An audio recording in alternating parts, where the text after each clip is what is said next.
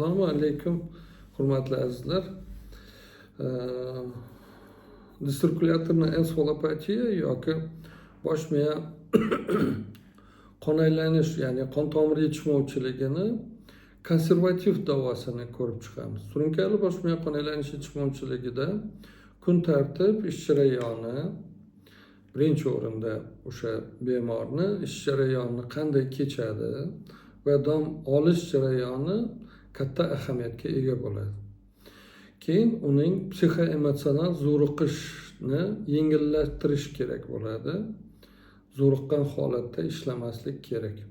To'g'ri ovqatlanishni joy-joyiga qo'yishga to'g'ri keladi. Sezilarli zo'riqishsiz jismoniy faollik, ya'ni shu jismoniy mashqlar terapiyasi. Keyin chekishni taqiqlash va yurak qon tomir kasalliklarini davolash muhim hisoblanadi.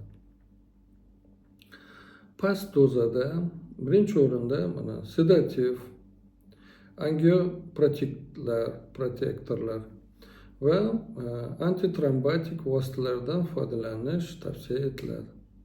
Bulardan mana aspirin, asetilsalitsilovая kislota, nimodapin, senarizin, pentaksifilinlar gruppasi, barvinka preparatlari, bularga kavintol, oksibral, gingoviloba va kalsiy dabizilat.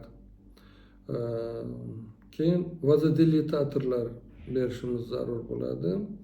Dipiridamol, ksantinol va boshqalar. Natrop va metaboliklar, ya'ni